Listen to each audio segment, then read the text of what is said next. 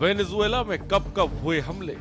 Caracas के इतिहास में सबसे बड़ा हवाई हमला 27 नवंबर 1992 को हुआ था कि तत्कालीन राष्ट्रपति कार्लोस एंड्रेस पेरेस के खिलाफ सैन्य विद्रोह का दूसरा प्रयास था। जून 2017 में निकोलस मादुरो को सरकार के खिलाफ हमला हुआ।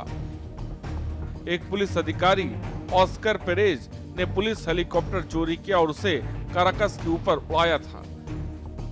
अगस्त 2018 में राष्ट्रपति निकोलस मादुरो पर काराकस में एक सैन्य परेड के दौरान हमला किया गया। इसे हवाई हमला इसलिए कहा गया क्योंकि इसमें विस्फोटकों से लदे ड्रोन का इस्तेमाल किया गया था। वेनेजुएला की राजधानी काराकस में शनिवार रात कम से कम 7 हवाई हमले होने की खबर आई है। पहला हमला स्थानीय समय के मुताबिक रात करीब 2 बजे हुआ। बता दें कि हमले के एक वायरल वीडियो में शहर के ऊपर से करीब 10 विमान गुजरते नजर आए जो कम ऊंचाई पर उड़ रहे थे। शहर के कई इलाकों में तेज आवाजें सुनाई गईं, जबकि एक बड़े सैन्य अड्डे के पास स्थित दक्षिणी इलाके में बिजली गुल हो गई। वहीं धमाकों के बाद शहर के अलग अलग इलाकों में लोग घबराकर सड़कों पर निकल आए। ये साफ नहीं हो पाया कि धमाकों की वजह क्या थी। हालांकि ऐसा माना जा रहा है कि ये हमले अमेरिका की तरफ से हुए हैं।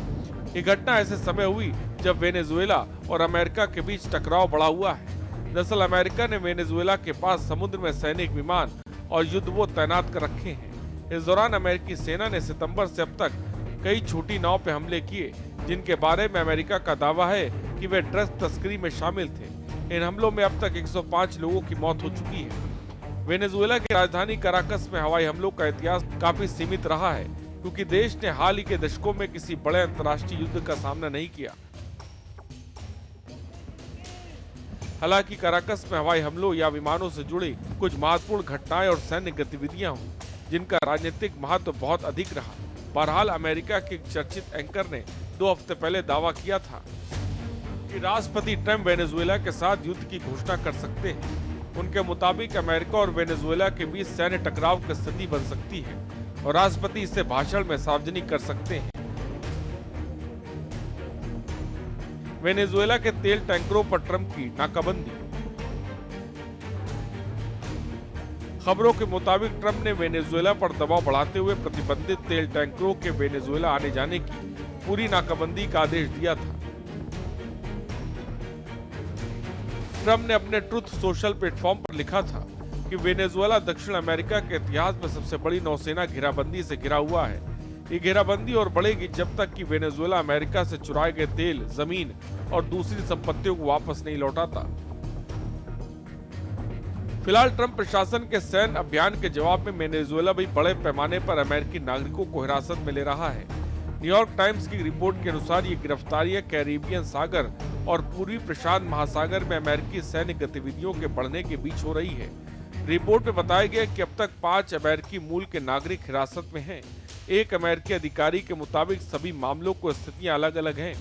कुछ गिरफ्तारियों में वैध आपराधिक आरोप लग सकते हैं, जबकि अमेरिका प्रशासन 2 अमेरिकियों को गलत तरीके से हिरासत में लिया गया मान कर एक्शन लेने पर विचार कर रहा है। वहीं ट्रंप का दावा है कि वेनेजुएला ने अमेरिकी कंपनियों के तेल अधिकार अवैध रूप से छीन लिए थे।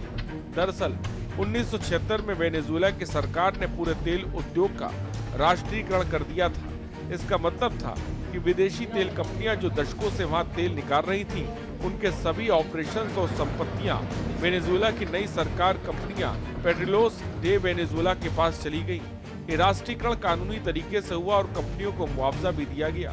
हालांकि कुछ कंपनियां इससे खुश नहीं थी। उसी समय अमेरिकी कंपनियों ने वेनेजुएला में तेल उद्योग को विकसित करने में बड़ी भूमिका निभाई थी, इसलिए कुछ लोग इसे अभी भी अमेरिकी संपत्ति कहते हैं। वहीं अमेरिका ने मादुरो का तख्तापलट कराने की धमकी दी थी। कहा तो ये जा रहा है कि ट्रंप प्रशासन वेनेजुएला के राष्ट्रपति निकोलस मादुरो का तख्तापलट भी करवा सकता है। ये जानकारी न्यूज एजेंसी रॉयटर्स ने अमेरिकी अधिकारियों के हवाले से दी। अमेरिकी अधिकारियों के मुताबिक शुरुआत सीक्रेट ऑपरेशन से हो सकती है। हाल के हफ्तों में अमेरिकी सेना ने कैरिबियाई इलाके में बड़ी संख्या में जहाज, विमान और सैन्य तैनात किए हैं, जिससे दोनों देशों के बीच टकराव की स्थिति है। अमेरिका लंबे समय से मादुरो पर आरोप लगाता रहा है कि ड्रग तस्करी में शामिल है। हालांकि मादुरो इन आरोपों को साफ तौर पर झूठा बताता है।